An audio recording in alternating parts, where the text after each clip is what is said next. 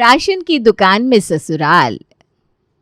अरे विवेक भाई साहब, मैं आपको लिस्ट देकर जा रहा हूँ। घर में कुछ खास मेहमान आने वाले हैं। आप फटाफट से सामान पैक कर देना, मैं आधे घंटे में लेकर जाता हूँ। ठीक है भाई साहब, आप चिंता मत करिए, मैं सब पैक कर देता हूँ। आराम से आधे घंटे में लेकर जाओ। दुकान पर काफ़ी भीड़ थी। कोई आटा खरीद रहा था, कोई चावल, किसी को ब्रेड चाहिए था, किसी को दाल।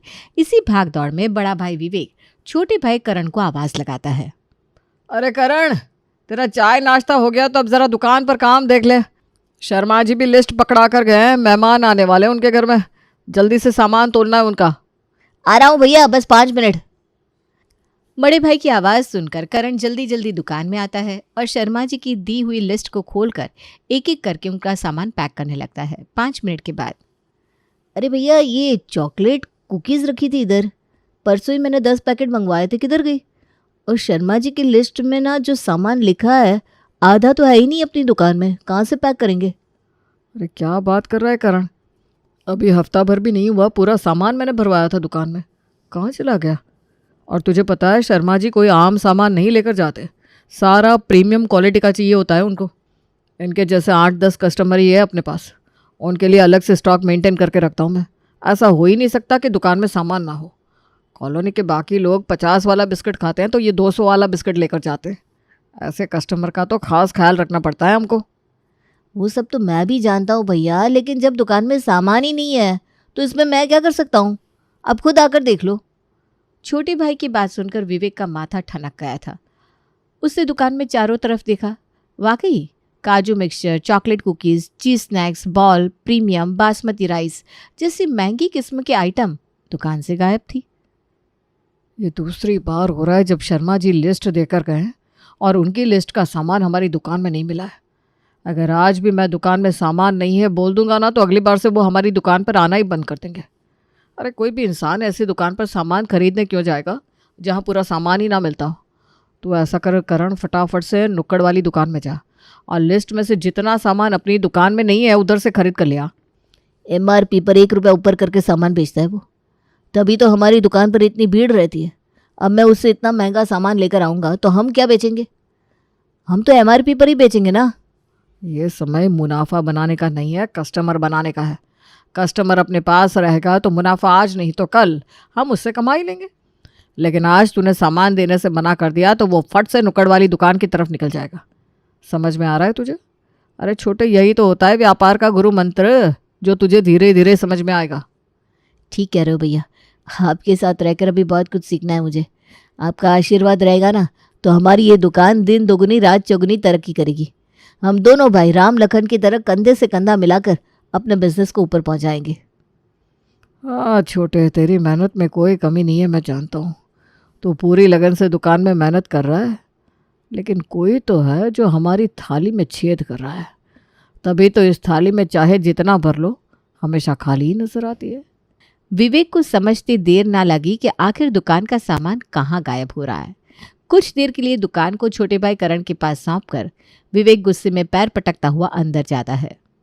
माँ, रश्मि, शीला, इधर आओ तीनों। ये बताओ, ये दुकान मैंने आखिर किस लिए खोली हुई है? अगर सारा सामान आप लोगों को घर में ही इस्तेमाल करना है तो मैं दुकान बंद कर देता हूँ। आप लोगों के अंदर तो इतना टैलेंट है कि इस भरी हुई दुकान का सामान 3 दिन में खा पीकर चट कर जाओगे आप लोग। बस ये समझ लेना कि अगर एक बार दुकान बंद हो गई ना तो फिर हम लोगों को कटोरा लेकर घूमना पड़ेगा, क्योंकि दुकान के अलावा और कोई रोज़गार का साधन नहीं है हम दोनों भाइयों के पास।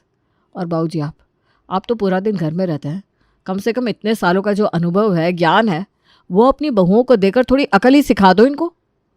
अरे बेटा, अपनी पत्नियों की इस बेवकूफ़ी में मुझे घसीटने की कोई ज़रूरत नहीं है। हम तो बेटा खादी पहनते हैं और दिन में 2 टाइम चाय पीते हैं, और उस पर भी पार्ले जी का 5 रुपए वाला बिस्कुट खाते हैं। ना हमको महंगी चीज़ें खाने का शौक है ना पहनने का। नई नई अमीरी का रंग तो तुम्हारी माँ और पत्नियों पर चढ़ा है, तुम ही निपटो इससे, हमसे कुछ ना कहो। अब बुढ़ापे में हम क्या तुम्हारी पत्नियों के पीछे पीछे घूमेंगे? रश्मि, तुम बड़ी हो, ये छोटे बच्चों जैसी हरकतें करते हुए तुम्हें शर्म नहीं आती? अपने घर में दुकान खुल गई है, इसका मतलब ये तो नहीं कि एक दिन में 1000 रुपये के बिस्किट खाकर चट कर जाओगे तुम लोग। अरे मैं पूछता हूँ, पेट है कि कुआं है तुम लोगों का? और क्या सेहत बढ़ रही है ये सब खाकर? बड़े भाई के चिल्लाने की आवाज़ सुनकर छोटा भाई करण भी ग्राहकों को निपटाने के बाद अंदर आ जाता है। भैया क्या बात है, कुछ पता चला? दुकान का सामान कहाँ गायब हो रहा है? अरे कहाँ होगा, हमारे घर में ये 3 मूर्तियाँ हैं ना, इन्हीं का काम है। अरे चुप करो दोनों के दोनों, कम बकतो। शर्म नाम की चीज़ है ही नहीं। सर पर खड़े होकर माँ के ऊपर आरोप लगा रहे हैं। अरे इसी दिन के लिए बड़ा किया था क्या तुम दोनों निकम्मों को मैंने? ससुराल में राशन की दुकान है तो क्या राशन भी हाथ रोक कर खाएंगे हम? और अपने बाबूजी के साथ हमारी तुलना करने की ज़रूरत नहीं है। तुम्हारे बाबूजी तो गांधीवादी आदमी है, उनके मुंह पर कोई एक थप्पड़ मार कर जाए तो दूसरा गाल भी आगे कर देते। लेकिन हम ऐसा नहीं है भाई। सुख के दिन दिखाए हैं भगवान ने, राशन की दुकान खोली है मेरे बेटों ने, तो मैं तो जी भर के खाऊंगी, कौन रोक लेगा मुझे? माँ कोई रोक नहीं रहा है आपको, लेकिन कुछ तो समझदारी दिखा सकती हो ना। अब ये दाल के साथ प्रीमियम बासमती राइस कौन खाता है? राशन की दुकान खोली है आपके बेटों ने, कोई टाटा अंबानी ने गोद नहीं लिया है आपके बेटों को। थोड़ा हाथ रोक कर काम करोगी आप लोग तो 4 पैसे का मुनाफा घर आएगा, वरना ये जो दिन रात हम दुकान में एड़ियाँ घिस रहे हैं ना, उसका कुछ फायदा नहीं होने वाला। करण और विवेक दोनों अपनी तरफ से माँ और पत्नियों को समझा कर वापस अपनी दुकान पर चले गए। लेकिन जो समझ जाए वो पत्नी कैसी। विवेक और करण की बात ना तो उनकी पत्नियों को समझ में आई थी, ना उनकी माँ को। वो तो एक अलग ही ठसक में जी रही थी। बात बात पर उनका तकिया कलाम बन चुका था कि ससुराल में राशन की दुकान है तो फिर डर किस बात का, खाओ जी भर के। दोपहर के समय मम्मी मुझे रोटी सब्जी खाने का मन नहीं है, मुझे नहीं खानी रोटी सब्जी। आपको पता है मुझे मैगी खाना अच्छा लगता है, मेरे लिए मैगी बनाओ, इसके साथ एक फ्रूटी, किंडर जॉय और चॉकलेट भी चाहिए। अरे हाँ बेटा, तुझे जो खाना है ना जी भर के खा, हमें कौन सा बाजार से खरीद के लाना पड़ता है। राशन की दुकान में ससुराल है हमारा। अब हमारे बच्चे क्या खाने पीने के लिए तरसेंगे? जो मेरे बच्चों का मन करेगा ना जी भर कर खाएंगे। अरे मम्मा मत खिलाओ इसको किंडर जॉय फ्रूटी, आज तो स्कूल में टीचर भी इसको डांट रही थी, बोल रही थी कैसे पेरेंट्स हैं तुम्हारे जो रोज़ रोज़ टिफ़िन में ऐसी अनहेल्दी चीज़ पैक करके देते हैं। मैडम ने स्ट्रिक्टली बोला है कि कुकीज़ और जूस इन सब में बहुत शुगर होता है और इसको खाना हेल्थ के लिए अच्छा नहीं होता। अब क्यों इसकी आदत बिगाड़ रहे हो मम्मा? अरे तू चुप कर, तू मेरी माँ है कि मैं तेरी माँ हूँ? जब देखो तब मुझे ज्ञान देती रहती है। और तेरी टीचर को क्या पता? अरे हमारे बच्चे हमारे पैसों का खा रहे हैं, उसकी सेहत पर क्या असर पड़ रहा है? और दुनिया का कौन सा ऐसा बच्चा है जो चॉकलेट बिस्किट नहीं खाता, जूस नहीं पीता? हाँ बस हमारी राशन की दुकान है तो हमारे बच्चे थोड़ा ज़्यादा खाते हैं। जलते हैं लोग बेटा तुम लोगों के स्टेटस से। बाकी बच्चों को दिन में 1 चॉकलेट मिलती है, तुम्हें 4-5 मिल जाती है। सबके नसीब नहीं होती ना इतनी सुख सुविधा। बस इसीलिए तुम्हारी टीचर भी ना चिढ़ रही है तुमसे। रश्मि को किसी की भी बात समझ में नहीं आ रही थी। भाभी रहने दो ना, चिंटू का टिफ़िन मत बनाना आज। टिफ़िन ले जाने के लिए मना कर रहा है मेरा चिंटू, बोल रहा है उसको फ्रूट केक दे दे, वही ले जाएगा टिफ़िन में। चिंटू मैगी बना रही थी मैं, तू भी ले जा। तुझे नहीं खाना ना सही, तो ऐसा कर अपने दोस्तों को खिला देना। हमें कौन सा मैगी खरीद के लानी पड़ रही है, राशन की दुकान है अपनी, खाने पीने में कोई कटौती करने की ज़रूरत नहीं है। ये ले चिंटू, ये तेरे कुरकुरे चिप्स, फ्रूट केक और फ्रूटी, अब खुश? मम्मा मुझे खाते हुए देख के मेरे फ्रेंड्स भी मांगने लगते हैं, आप 1-1 पैकेट एक्स्ट्रा दे दो, मैं अपने फ्रेंड्स को भी खिला दूंगा। हाँ बेटा ले जाओ, क्या दिक्कत है, अपनी राशन की दुकान है, खरीदना थोड़ी ना है हमें। तू 1 नहीं 2 पैकेट एक्स्ट्रा ले जा, मौज कर जा। दीदी आपकी मिस कॉल पड़ी हुई थी, और बताओ कैसे याद किया?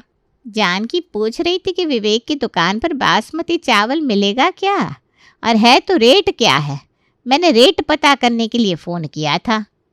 अरे दीदी चिंता करिए मत, आपके अपने विवेक की दुकान है, फिर आपको रेट की चिंता करने की कब से ज़रूरत आन पड़ी। जैसे विवेक मेरा बेटा है वैसे ही आपका बेटा है। आप तो बस चलिए आओ, दोनों बहनें साथ में बैठेंगी, थोड़ी देर गप्पे मारेंगे, और चावल का क्या है वो सब मैं देख लूँगी। शाम तक जानकी की बड़ी बहन उसके घर आ गई थी। कुछ देर चाय नाश्ता और बातचीत के बाद जब मौसी जी जाने लगी तो जानकी ने 50 किलो की प्रीमियम बासमती चावल की बोरी लाकर उनके सामने रख दी। आप तो रोज़ाना बासमती मांग रही थी ना, ये प्रीमियम बासमती है। अब जब घर की राशन की दुकान है तो आप रोज़ाना बासमती खाओगी क्या? ये खा कर देखो, प्रीमियम चावल है ये। अरे बिरयानी बनाते इस चावल की। लेकिन जो बनाते होंगे वो बनाते होंगे, हम तो भाई दाल के साथ भी यही बिरयानी स्पेशल चावल खाते हैं। सही में तुम्हारी दुकान का सामान एक नंबर होता है।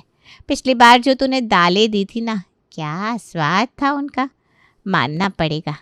विवेक, करण सामान बहुत बढ़िया क्वालिटी का रखते हैं दुकान पर। भगवान खूब तरक्की दे। बस जीजी, तुम्हारे इसी आशीर्वाद की ज़रूरत है। अब आपने इतनी तारीफ कर ही दी है तो ऐसा करो 5 किलो दाल भी लेती जाओ। इतना बड़ा परिवार है, बच्चे खा लेंगे। रश्मि, ज़रा स्टोर रूम से मौसी जी के लिए 5 किलो के दाल के पैकेट लेती आ। और सुन, बाहर से एक रिक्शा भी रुकवा देना और सारा सामान उठवा कर रिक्शा में लदवा दो। शीला और रश्मि आज्ञाकारी बहू की तरह फटाफट रिक्शा रुकवाती है, उस पर मौसी जी के चावल, दाल और भी तमाम छोटे मोटे सामान लदवा देती है, जिन्हें लेकर मौसी जी बड़े शान से अपने घर पहुंच जाती है। मम्मी, कितने दिन हो गए आप मुझसे मिलने के लिए भी नहीं आई। अरे आज ना विवेक जी और करण दुकान का सामान लेने के लिए मंडी गए हुए हैं। आप आ जाओ ना, थोड़ा सामान भी लेते जाना। अब कहाँ बाजार में ऊंचे दाम पर सामान खरीदोगे, फिर ससुराल में राशन की दुकान है मेरी, क्या ज़रूरत है आपको बाहर कहीं से सामान लेने की। बेटी के बुलाने पर रश्मि की माँ उसकी ससुराल पहुंच जाती है। माँ को आया देख रश्मि फटाफट दाल, चावल, आटा, बिस्किट, नमकीन तमाम तरह के सामान लाकर माँ के सामने ढेर लगा देती है और पति के लौटने से पहले रिक्शे में लदवा कर सब अपने मायके पहुंचा देती है। अरे शीला, ये मैं कल्याणपुरी से गुजर रही थी, तूने बताया था ना तेरा ससुराल इधर ही है। तू अगर फ्री हो तो मैं आ जाऊँ तेरे घर। अरे हाँ, आजा, बिल्कुल आजा, इसमें पूछने जैसी क्या बात है। किसी से भी पूछ लेना विवेक किराना स्टोर किधर है। अरे सीधा घर छोड़कर जाएंगे, बहुत नाम है हमारा इस इलाके में। शीला की बात सुनकर उसकी सहेली बड़ी इम्प्रेस हो जाती है और जल्दी से उसके घर पहुंच जाती है। शीला, मानना पड़ेगा, बड़ी भीड़ है तेरे हस्बैंड की शॉप पर तो। वैसे घर की राशन की दुकान की ना कई सारे फ़ायदे हैं, हाथ खोल के खर्च कर सकते हैं, कोई हिसाब किताब लेने वाला भी नहीं होता। हमारे घर में तो हमारी सासू माँ तेल, नमक, हर चीज़ का हिसाब रखती है, बिल्कुल दिमाग ख़राब कर देती है बाय गॉड। अरे तू छोड़ना, ये सास ननद की बातें, इनका तो काम ही होता है दिमाग खराब करना। तो चाय पी और ये वाले बिस्किट टेस्ट कर, ये हमारी दुकान की ना स्पेशल वैरायटी है। पूरे कल्याणपुरी में सिर्फ हमारी शॉप पर मिलते हैं ये स्पेशल बिस्किट्स। अरे वाह यार, बहुत टेस्टी है ये तो, मज़ा आ गया खाकर। तो ऐसा कर 2-3 पैकेट निकाल दे और बता कितना बिल हुआ तेरा, मैं अपनी फैमिली को भी टेस्ट कराऊंगी। बड़ी छोटी बात कर दी तूने। अरे तेरी सहेली की खुद की राशन की दुकान है और तू यहाँ पर ये 3 बिस्किट के पैकेट का बिल देकर जाएगी। कोई टेंशन नहीं है यार, तू ले जा, 3 नहीं 5 पैकेट ले जा, और जब ख़त्म हो जाए ना तो फिर से आ जाना। तेरे बच्चे मेरे भी तो कुछ लगते हैं कि नहीं। रिश्तेदारों, दोस्त और पड़ोसियों के बीच में अपनी वाहवाही करने के चक्कर में तीनों सास बहू ने ससुराल की राशन की दुकान को सरकारी गल्ला समझ लिया था और दोनों हाथों से राशन लुटाने में लगी हुई थी। कुछ दिन बाद, भैया पूरे 40,000 का हिसाब किताब गड़बड़ है। मतलब दुकान से प्रॉफिट होने के बजाय 40,000 का लॉस हुआ है हमें सिर्फ 1 महीने में। दुकान तो अच्छी चल रही है करण, ये लॉस नहीं है, बल्कि हमारी माँ और बीवी हैं जो ये ससुराल की राशन की दुकान के नाम पर सामान मुफ्त में बांट रही है, उसी का नतीजा है।